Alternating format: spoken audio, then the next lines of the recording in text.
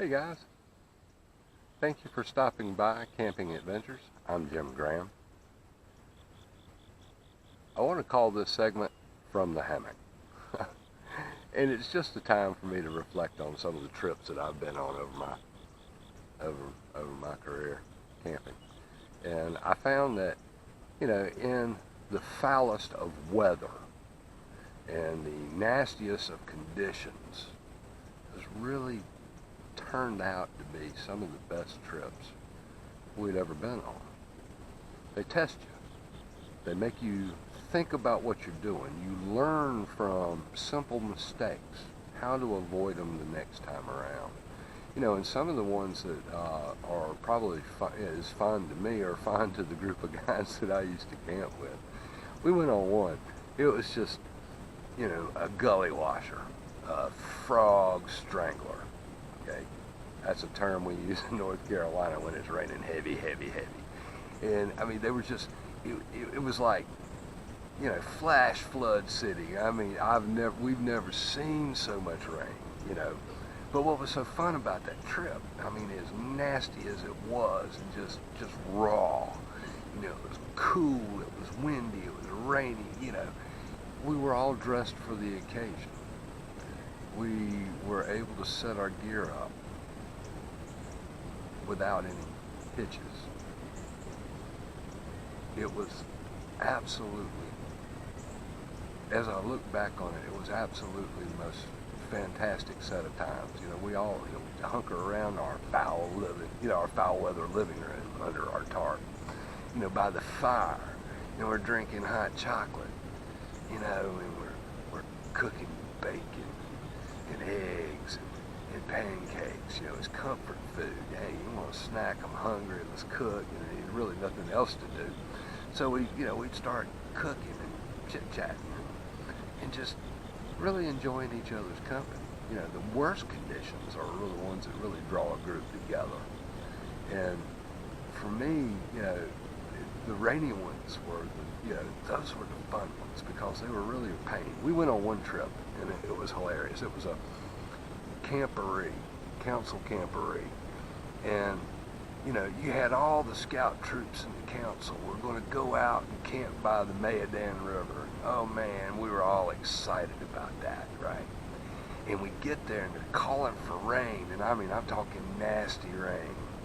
And, we get there and we see what they have, the area that they have set aside for us to set up. And it was all flat land by the river. And we're looking at it, and we're watching all the other scout troops set up. And we're like, I'm not so sure I want to be there. We're talking, this was in the 70s. We all had this scout equipment, the scout tents. They were floorless tents. There wasn't such thing as a waterproof tent. These things were canvas, It's raining and you touch it from the inside, it starts leaking at that spot where you touched it. So if you wanted to mess with somebody, you just reach over and touch it right over their head. And the water drip on them all night. So, we used to do some funny stuff to one another, but here was a whole council, here were all these people sitting up in this field, and we were looking at it, and our troop went, this isn't going to be a good situation. We'd been there, done that. So we look around, and sure enough, there's a hill behind us. I mean, a good-sized little hill. So we decided we're retreating into the wood line up in the hill. And we were the only troop that looked for high ground. And we took the high ground, and we spread out. And we set that sucker up. Now, when the rains hit, it was just incredible. We were up in the woods, up on the hill. It rained. But we had our tarps and our tents, and we were perfectly bone dry inside and underneath the tarps. I mean, it was wonderful.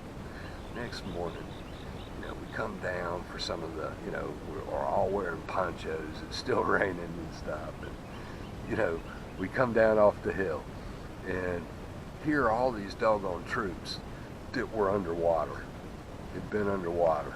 And if you've ever slept in a wet sleeping bag, it is no fun. And we're looking at, you know, several hundred people who were soaking wet. Every bit of their equipment was soaking wet, but because we had experienced that ourselves, we determined that we're not doing that again. So we learned from our mistakes. And I'm hoping that the other troops did too. I'm not so sure they did because they didn't move. They stayed there. They sat there, yeah, they kept their camps right where they were. And it rained all night long the next night as well. I mean, it had to be miserable. So, you know, those kind of trips, you know, I kind of look forward to them. Last winter, I just did a solo in my backyard, went out and strung up a hammock and strung up my tarp. It got down to 12 degrees, raining, nasty rain, cold, wet rain, and I'm in my hammock, under my tarp, bone dry, slept like a baby. You know, the only time that I got cold was the 2 times that I had to get up and relieve myself. Other than that, once I got back in that sleeping bag, it was like, oh man, this is perfect. And I slept like a baby. I didn't get up till like 10 o'clock the next morning. You know, and it dipped down to 12 degrees. Get prepared for that stuff, you know, and experience just, it's like, there's no big deal with it. You know what I'm saying? It's just, you roll with it. You know, we went on a camping trip once where the moms were all bent out of shape because they were calling for, you know, super cold temperatures and snow, right? Well, you know, mamas, they got to protect those babies, man. They got to keep them tucked in under the wing, warm and snuggy and all that stuff, you know. And the scoutmasters were like, nah, we're going camping. And the boys were like, we're going camping. So we go camping. And when we get to the campsite, I mean, by the time we get there, it starts snowing. And it was snowing pretty good. And, you know, it's another one of those, you know, it's going to be a raw scenario. And, but we were prepared for it. And not a one of us really had any issues. We got somewhere between 6 to 8 inches of snow. And it was, you know, we were perfectly warm. We were dry. We had our dining flies set up so we could hover around the campfire, stay out of the weather.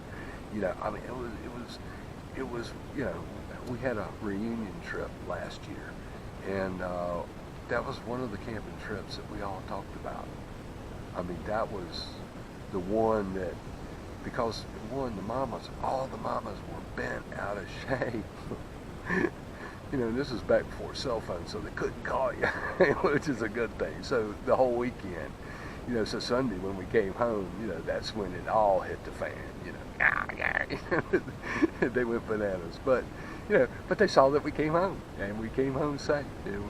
Nobody was worse for wear, you know. Had a great time and had a lot of good stories. So, yeah, enjoy your foul weather conditions, but be prepared for them. And how you do that, it's like on a day like today. It's sunny, there's a light breeze, 80, 90 degrees, nothing life-threatening, except the mosquitoes, especially here in South Carolina. They're going to try to carry you off, but other than that, you know, it's just enjoy the time that you have. You know, go out and play with it. You know, I didn't think that I would set, you know, this morning I thought when I set this up, you know, for other video purposes, that I was going to actually just, you know, set it up, shoot my video, tear it back down, get on with my life. And then all of a sudden I got here, got it set up, already shot my videos, shot several, and kind of sitting around, and started planning my next series of videos, what I wanted to do, or start, you know, at least hashing out what I'm going to do. And I found myself sitting in the hammock, just like you're seeing me right now. And I'm getting real with you. I'm just laying it out there for you. But for me, this is like, oh dude, I could spend the rest of the afternoon right here. I mean, I hear crickets in the background. There's some locusts about 200 yards off to my right, faintly, but I can hear them. You know, the birds have kind of left me alone. Squirrels every now and then come bopping through. But you hear the wind rustling through the leaves. starting to hear leaves fall from the trees. Here it is September, first week of September.